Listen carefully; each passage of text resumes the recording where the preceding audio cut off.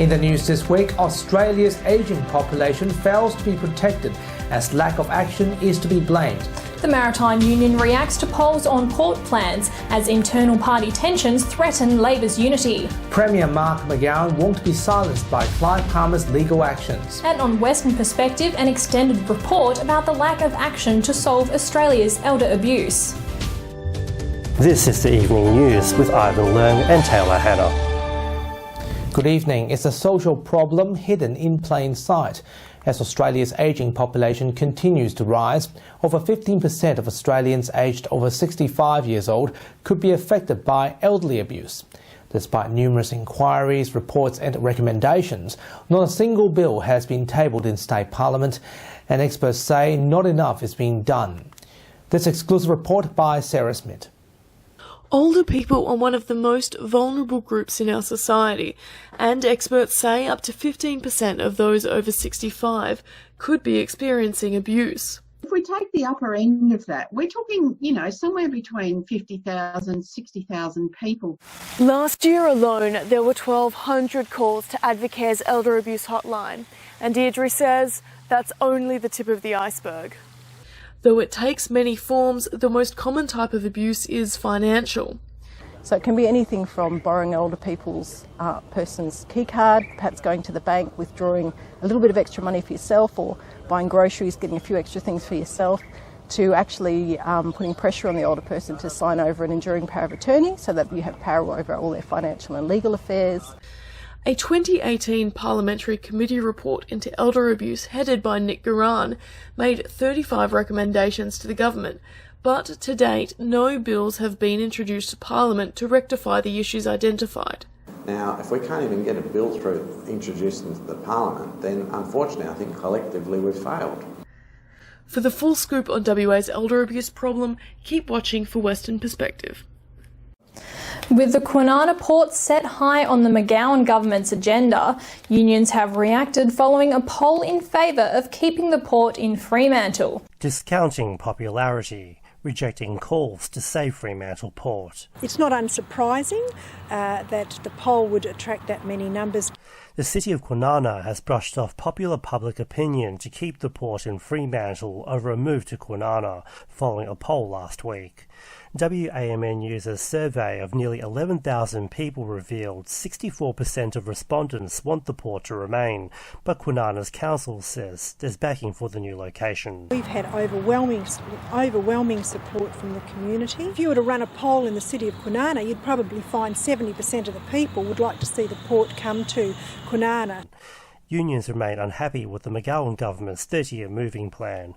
They say jobs are on the line because of automation and the environment is also at risk. As far as we're concerned, there's no need for an outer harbour. We want jobs, we don't want robots. I see no reason why a pristine piece of coastline will be damaged for perhaps only political reasons and not for economic reasons.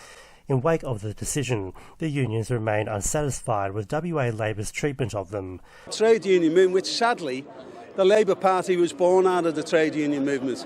They forget where they come from. They want to climb the greasy pole. Political experts claim the Labor government isn't listening to the unions. It is, it's showing in some ways the lack of sort of unity in terms of Labor and the union movement. But they say it won't affect Premier Mark McGowan's popularity in the state. His popularity in general is so high that it's pretty hard to imagine anything damaging it at the moment.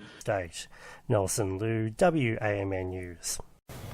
WA Premier Mark McGowan has further responded to Clive Palmer's defamation and unconscionable conduct lawsuit. The Premier stated the legal attacks aim to silence him and the state government. He said Mr Palmer's attempt to injunct the Parliament's bill against $30 billion claim as grossly irresponsible, and he won't be silenced. His case against the Borders was because he submitted a form where the application was in the name of his pilot's wife.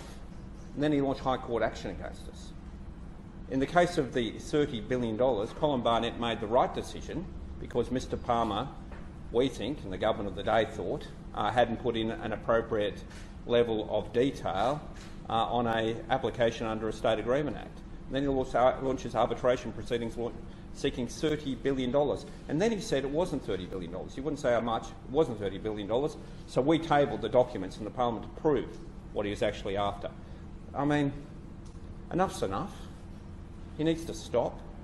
The courts, I'm sure, must be sick of his legal action. I know I am. I know the people of the state are sick of his advertising.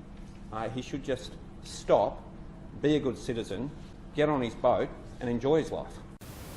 After an 84-year-old grandfather was seriously assaulted in East Kennington last weekend, detectives have charged 2 men in relation to this incident along with other offences. They include the assault and robbery of a man in his 20s, a 40-year-old woman indecently assaulted, and allegedly striking another woman in her 20s with a metal sign. The criminal damage included various graffiti damage, a brick thrown through a house window, and damaged letterboxes. A 28-year-old man was arrested and appeared in the Perth Magistrates Court on charges of grievous bodily harm, robbery, unlawful and indecent assault, and criminal damage. A 24-year-old man was arrested in relation to criminal damage incidents and will face Perth Magistrates Court mid-September on charges of criminal damage, destruction of property, and possession of a prohibited drug, and more. The $56 million smart freeway upgrades were turned on this weekend with aims to alleviate pressure points and severe northbound congestion. Smart technology will be used to open and close traffic lanes in the event of an incident and adjust speed limits during busy periods. Smart freeways are used around the world successfully, and now motorists in Perth will enjoy reduced travel times of up to 10 minutes. The features include the creation of an additional lane, variable speed limits to improve traffic flow, automatic incident detection systems, and real-time traffic condition reports. What we have to do is make sure we use our existing infrastructure smarter, and by using the latest technology, making sure that we can continually inform drivers. Part of a package where we've contributed 80%, and as you've heard from the Minister, it'll alleviate pressure along the freeway, particularly for those who are travelling during peak hour times. Google has hit out at new proposed legislation, claiming it will harm the way Australians use its services. The search platform released an open letter stating that the laws would hurt how Australians use its search engines, creating data security risks and negatively affect free services. The Australian Competition and Consumer Commission says there's mistruths in the law, but MEAAWA says user may not be negatively impacted. Legislation is that we don't get the settings right, and that in that process it simply favours traditional media, large media organisations which are able to profit to the exclusion of emerging media, which is now more important than ever. We need to find new ways of reaching out to audiences. The World Health Organization suggests Europe can fight the coronavirus without restarting complete lockdown as infections spike again. France has recorded a record 4,700 new cases and 845 new cases in Italy. As restrictions are heading towards a comeback, the World Health Organization believes Europe shouldn't return to lockdown, as the government are better prepared to fight the virus and keep the economy running. Democratic presidential candidate Joe Biden has promised to end the United States' move to cozy up with dictators during his nomination. In his speech, he promises to become a president that stands with America's allies and heal the country following the surge of coronavirus. He says President Donald Trump will incite hatred if he is elected again. The Democratic National Convention was held virtually this year due to the coronavirus outbreak in America. Tributes are flowing for a former Liberal Party member who has reached the ripe age of 100. Bill Graydon turned 100 earlier this month and is the former member of the Legislative Assembly to reach the milestone. Mr. Graydon had a decorated career in state and federal politics spanning 50 years until 1993.